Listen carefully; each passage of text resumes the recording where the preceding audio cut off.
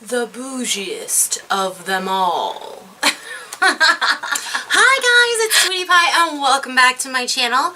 Today, as the title supposes, as the thumbnail supposes, we are doing the bougiest of them all. And really, that just means that I am going to share with you guys, what do I have? 1, 2, 3, 4, 5, I have 6 products here that are some of the most expensive products I own from Sephora. Yeah, they're all from Sephora. And yeah, what I think of them. Do I love them? Do I not? Do I think they were worth the high price tag? Do I think the brand is worth the high price tag? Because there are a few products in here, or there's just one product in here, that isn't that expensive, but the brand itself is like astronomically expensive. So if you guys are interested in seeing that video, then make sure you keep watching. And do not forget to subscribe to my channel. The link is right there. It's right there. Just subscribe to my channel. Laura Lee. I know, I love Laura Lee's song, and I don't have a song of my own, but I love how she sings. Anyway, I hope you guys subscribe to my channel, and I hope you guys like the video, and I hope you guys comment down below what is your bougiest item in your collection, and do you regret purchasing it? Alright, let's get into this video. Alright, so let's be honest here. I am taking off the faux fur jacket. This is one that my mom gave to me actually, but it's a little too hot for that. If you noticed, I did hastily chop some of my hair off. It finally looks normal. It looked a little bit blunt. It looked a little bit blunt when I first did it, but I think it's coming out better now. I am going to go blue at some point. I don't know exactly when, but it's happening at some point. So anyways, let's go into these bougie products. The very first one, and I'm going to start with them kind of like the products I've bought most recently to like the furthest away. So the first product we're going to talk about is the Be a Light palette from Becca. Becca is a really expensive brand in itself. I will put prices like right down here of these products. These aren't, like, all of these products aren't exorbitantly expensive, but I feel like when I get something from these specific brands, usually I've given away a hefty amount of my money. So anyway, the Be a Light palette, and I will put corresponding reviews up here. I have been using it for a month or so now. I did a review on it, and this is what it looks like. It has a blush, bronzer, and two, like, they're kind of like the ambient lighting powders from Hourglass. I haven't tried them, but the way people explain those powders, this is pretty damn similar. The first one that you get on the left here is a highlighting powder. Very beautiful, very finely milled. I do find that sometimes if my pores are like abnormally large that day, or if I'm having a lot of trouble with acne, this one right here can be, you know, it can show your pores a little bit, but these definitely need to be kind of buffed more into the skin. I actually love using a velour puff to kind of get some product on there, dab it on my hand, and then kind of just go over wherever I want that lift to be. And it photographs really pretty as well from what I can see. Also, you get in the other big pan, this is supposed to be a blurring powder. The only thing I have with this powder is that it can sometimes be a little like in person, it can be a little bit shimmery. Not shimmery. Shimmery is a bad name for it. I need to learn more how to use this powder correctly. I think it has a very pretty luminous look to the skin, and especially when I'm doing like my no foundation routine, this has been great. I love, my most favorite is definitely the bronzer. Like, I wonder if you can see. I'm gonna get up.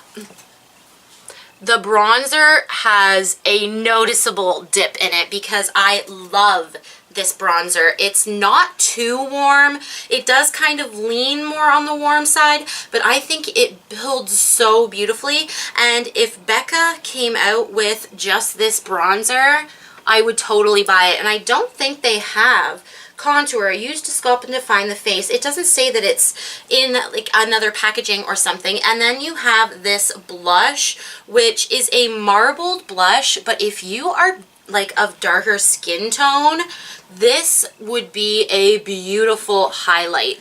I do not know what the medium one looks like, but this blush is very shimmery. So if you're not into shimmery blushes, stay far away. If you're not into if you're not into your face having a sheen, stay away from this palette. But if you like that like glowy type of face look, I think that you will thoroughly enjoy that palette. It is expensive and it's all in what your needs are. I think that this is a really, really beautiful palette if you can use it in the ways that they're kind of advertising you to use it.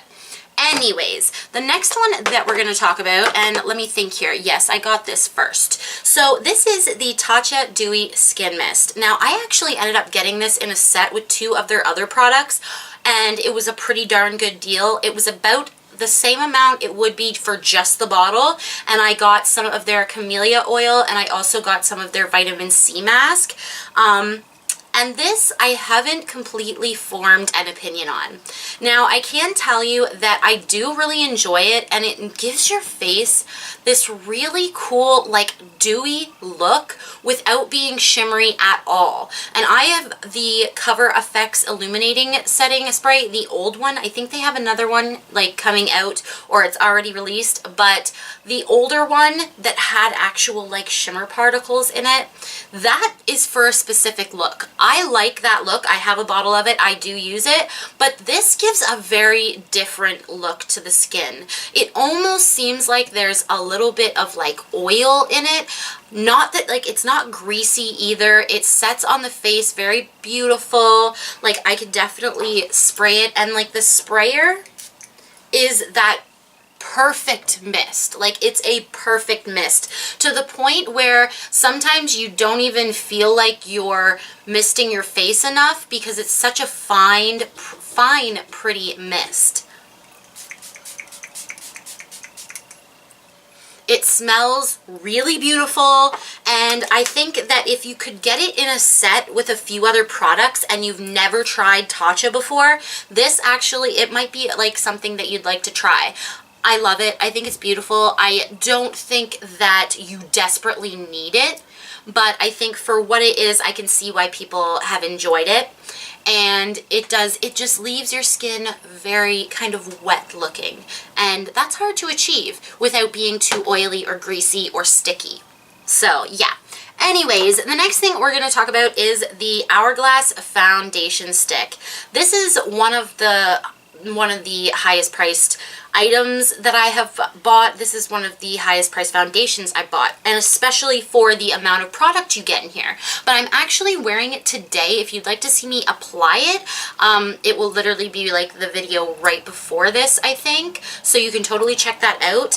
And they are so right about this foundation. This is such a beautiful foundation. It is full coverage. You can use like a little bit, you can use a lot, you can mix it in with a like I've put some drops of like oil on my face, or of illuminator on my face, like the Cover FX ones, and then kind of just drew it all over my face and blended it in. It was beautiful. I can't get over how pretty this foundation is. It's not super heavy, and I don't see it caking up. It takes powder really well. I do like this foundation stick. I'm not sure if I did a review on it or not, but and I can't remember if I loved it. But after trying it, you know, several more times, I don't believe that it is the longest wearing though. And that can be a catch-22 kind of thing. I think that with its creaminess, you do get a little bit less wear time unless you really want to powder it. But I'm the type of person that kind of likes that, like a little bit more powdery look, and then you can just spray with you know, whatever, Fix Plus, the Tatcha Dewy Skin Mist, and, you know, meld it into the skin, and it looks really pretty. So, that's what I think about this baby. Now, the next thing I want to talk about is something that I was not super enthused about. And it's not that this is super expensive. This was only $30, and it is their mini Sunset palette by Natasha Denona. Now, I think the packaging on this is really, really cute. It is like really rounded packaging. And a clear lid that's very rounded. It's very sturdy. It's cute. And the shades here are really beautiful. Like, you know, for someone that loves to do that really neutral eye, this is really pretty. But the shadows just didn't wow me. And that's the truth about the matter. I think that maybe if I had purchased like one of her more colorful, more interesting palettes, maybe I would have liked it better, but those ones are like $60. The mattes in here worked great. They're blendable, they're buildable, they're very pretty and all that jazz, but I just did not see the specialness in this product, and that's just the truth. I think that these shades are something I could find in 50 billion other palettes, and that's why I think I was so disappointed. So no, I do not really think that this was worth it to me personally. Will I keep using it? Of course. I bought it. I will keep using it. It's beautiful. Maybe I will like put it on Kijiji. It is not like exclusively worn that much. But yeah, if people are interested in that, you know, I do sell some of my older eyeshadow palettes, and that's about it. I do have some on Kijiji right now. If you want to go check that out, I will try and link it down below. And yeah, so I've got those as well. If you're in Canada, it'd be even better because then you could, I could get it mailed to you. Obviously, if you are, you know, if you are in the United States or if you're quite far away from me, then you would need to like send me the money and then I could send you the package because it's just not worth the risk. But anyways, no, I did not think this was as worth it as I thought it might be. I think that if the colors were different, I'd have a different opinion. Another thing that was very expensive was this Huda Beauty Desert Dusk palette. Now I got this way after the buzz, and I did a review on it, and I can't remember exactly what I said about this palette, but I do love it. I do love this palette. These are the kinds of colors that just make me so happy, and I'd like to swatch a couple of these colors against the Violet Voss palette because there are like one, maybe two similarities, and I just want to see like the difference. Of course, I'm a makeup junkie. But yeah, this palette was $85 Canadian, and Matt bought it for me for my birthday because I was thinking about what I wanted for my birthday, and I was like, you know what, I'm gonna pick something that's not for my channel to review, that I'm not thinking about, oh, it's new, I better buy it. I'm gonna buy something for me. So I was looking around and I was like, you know what, I've never had anything from Huda Beauty, or I might have had one of her mini palettes before this, I can't remember, and I was like, you know what, I really want this palette. So I bought it. These mattes are some of the coolest mattes I have ever used. It's like, especially her mattes are very different. They are mostly cornstarch, which makes them, I don't know, just a little bit more gritty than you would think, but when you put these on the eyes, they blend so well, so good that I can't even believe it. And actually, I think I want to put this in Shop My Stash this week, or no, I have the Violet Voss one in it that I have to review, but this is definitely going to be one that I put up in a future Shop My Stash because these shades call to me. The purples are beautiful. The mattes are so cool. Like, it's so weird to stick your finger in a matte and have it be so chunky, and then you put it on your eye and it blends like a freaking dream. So no, I do not regret buying this palette. A few times I was thinking like, oh, Melissa, it's $85. Was it really worth it? And it depends. It depends on what you are looking for. For me, I think that yes, it was totally worth it. It was a splurge splurge, and it's great in my collection. It fits in beautifully. So, of course, I love it. But if you're looking for some cheaper, like, alternatives, I guarantee you that there are some cheaper alternatives. This is a very warm palette with some very, very red tones, and then they threw in some purples. You also get a pressed glitter in here as well, which I think is really awesome. I don't have a whole ton of pressed glitters, and I also don't have a whole ton of pressed glitters that I haven't bought from like eBay and places like that, which sometimes I can be a little bit wary of, but this is a beautiful palette. And yeah, we have one thing left, and this is definitely the most expensive palette. Well, it is a palette, but this is the most expensive product I think I've ever bought just on its own. Like, this is just one product. I have bought like lip kits and stuff like that where it came with a bunch of products, but never just one product. And this is the Kat Von D Saint and Sinner palette. She is coming out with some new ones, and I'm going to be doing a video on some of the stuff that I want from Sephora. That's going to be one video, which is stuff that's already out pretty much, and then another one of new stuff that's coming out that I'm going to anti-haul. So stay tuned for those videos. And anyway, this is the Saint and Sinner palette, and actually while it was in on the top of my drawer, because I didn't have a drawer that was big enough for this palette, I ended up kind of screwing it up a little bit, but I'm just going to glue that down. It is, you know, it's cardboard. This was like $87, which is almost $100 when I think about it. And in all honesty, I'm going to say right now that I do not think that it is fair to charge $87 for a palette, but will I keep buying her palettes? Hell yes, I will. I will continue to buy her holiday palettes, whether they are almost $100 or not. I absolutely love this palette. I used it with the Kat Von D, her 10th anniversary palette, and it pairs so beautifully. Now, when I first got this, I did the same thing that most people did, and I was like, huh?